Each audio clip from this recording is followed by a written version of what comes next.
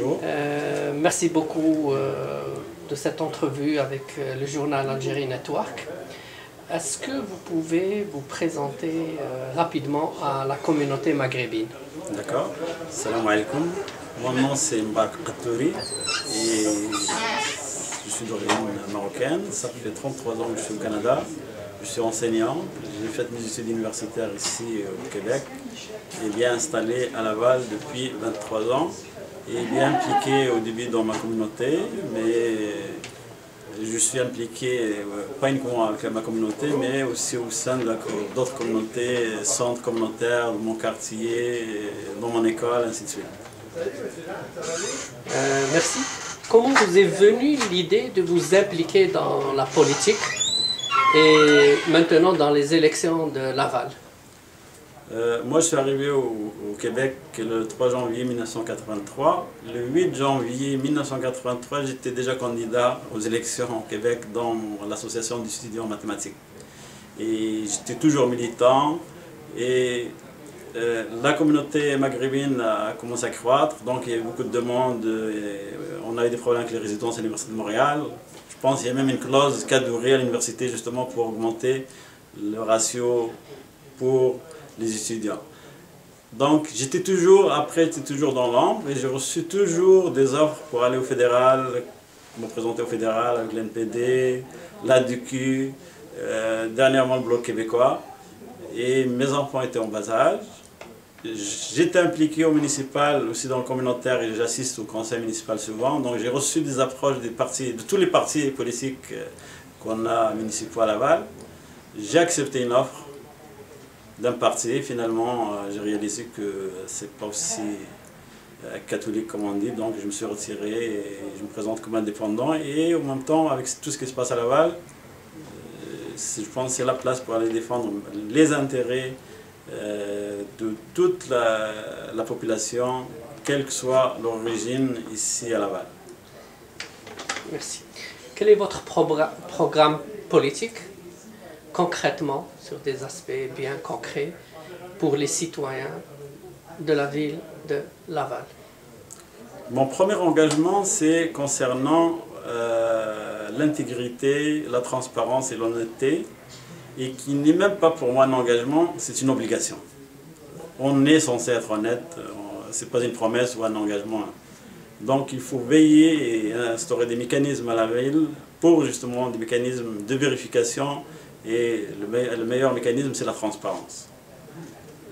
Mon deuxième projet c'est l'intégration. Avec tout ce qui se passe en ce moment sur la discussion sur la charte, on va revenir là-dessus tout à l'heure, le débat doit commencer d'abord par une intégration et le marché de l'emploi. Ça va régler tous les problèmes et améliorer le mieux vivre ensemble.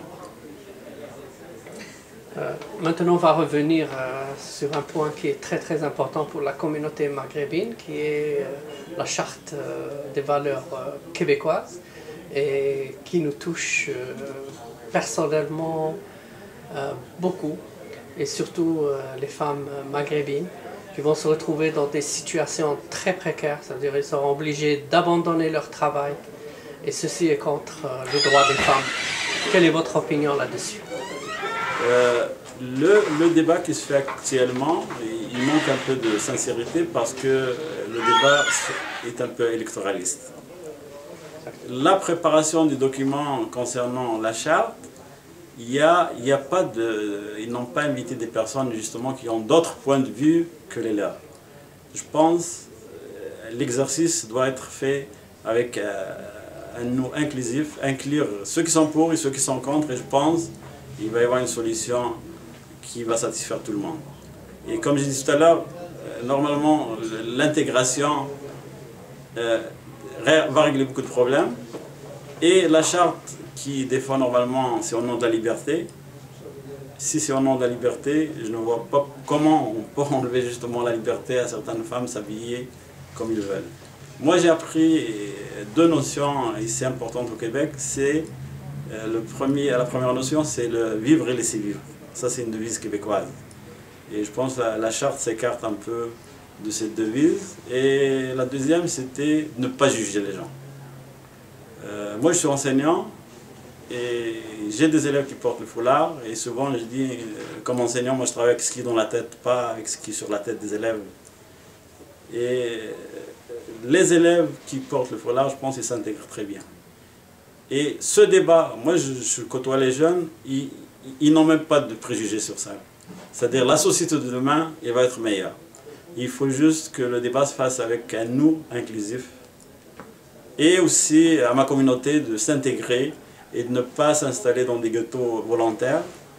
Parce que justement, pour intégrer leurs enfants dans cette société, il faut qu'ils soient un peu branchés pour ce qui se passe. Moi j'ai des élèves, ils sont toujours branchés sur des chaînes satellites, ils ne savent même pas ce qui se passe ici au Québec.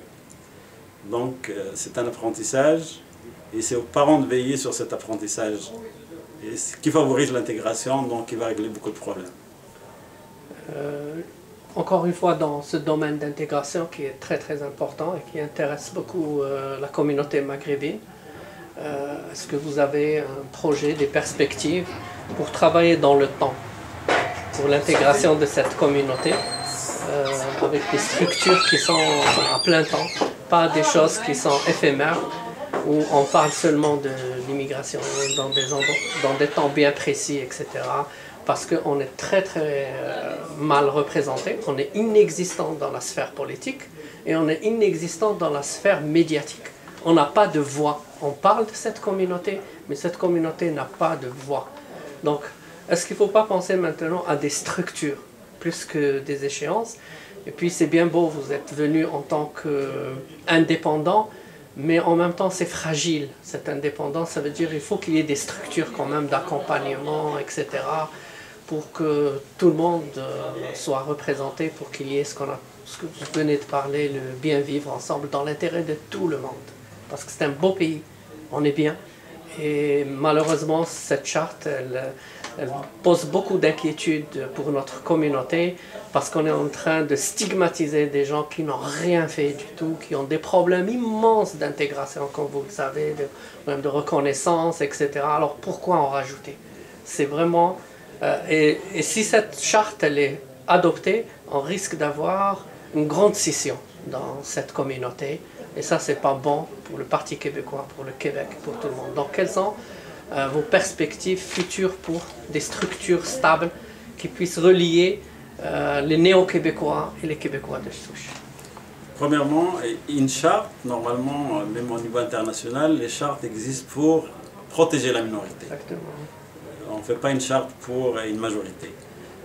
Deuxièmement, on a la responsabilité, nous, comme Maghrébins et comme immigrants. D'abord, moi, je suis contre le mot immigrant, parce qu'on est des coopérants, nous aussi. Parce que quand ils étaient chez nous, ils étaient des coopérants. La majorité des personnes qui sont arrivées au Québec, ils ont une formation, ils sont dans le domaine de l'enseignement, la santé, ainsi de suite. Donc on coopère et on participe tous les jours au développement de ce pays. Moi, ce que je reproche à ma communauté, c'est justement de se présenter. Il y a des instances où il y a des membres. Moi, j'étais sur différentes instances et où j'étais élu, où je suis seul. Et justement, ma présence sur ces structures et ces instances est pédagogique. Il explique. Quand on parle d'un sujet, moi je sais, j'étais à un congrès de la Fédération autonome d'enseignement. C'est elle qui a d'ailleurs parti le débat sur la laïcité. Et le fait, ma présence à ce congrès a expliqué certaines choses. On parle des choses qui se passent là-bas alors que ce n'est pas vrai. Donc, par l'explication et l'enseignement, on s'éloigne de ce qui se passe en ce moment dans le débat. Donc, c'est à nous de prendre notre place, de s'impliquer. C'est sûr, c'est pas en restant ensemble. Moi, je vois beaucoup de... Moi, quand j'ai quitté Montréal, justement, j'avais pensé à mes enfants de s'intégrer dans un milieu francophone et d'avoir un réseau de contacts, parce qu'en ce moment, tout se passe avec les contacts. Je vois, là où j'enseigne en ce moment, les élèves sont entre eux immigrants, les contacts sont réduits, et donc ça ne donne pas beaucoup de possibilités. Parce que la majorité des entreprises maintenant, ils font des recrutements par l'interne, les références par l'interne.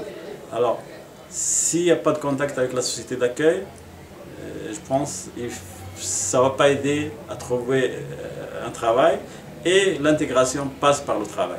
C'est vrai que les médias, en ce moment, n'offrent pas beaucoup de place, mais c'est à nous de se présenter pour prendre cette place. Et aussi, les médias, en ce moment, ils sont attentifs à certaines personnes qui ont un fonds de commerce qu'on appelle l'islamisme.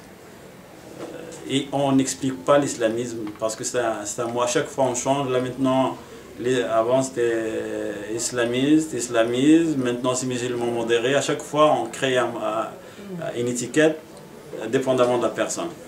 Ok. Donc moi ça relève de l'ignorance, un peu d'explication. Et en côtoyant la société d'accueil, je pense, on va réussir à surmonter tous ces problèmes. Au nom de la communauté maghrébine au Québec, au nom de tous les citoyens québécois d'origine maghrébine, on vous remercie beaucoup, Monsieur Kadouri, et on vous espère bon succès pour votre travail. Merci beaucoup. Votre travail aussi très apprécié pour ce que vous faites pour la communauté. Et justement, moi ça m'aide, ça me donne un peu de visibilité auprès de ma communauté. Merci beaucoup. Merci. Merci beaucoup. C'est bien. C'est bon? Ça va, non, c'est très bien. Alhamdoulilah. C'est très bien. Barakallah.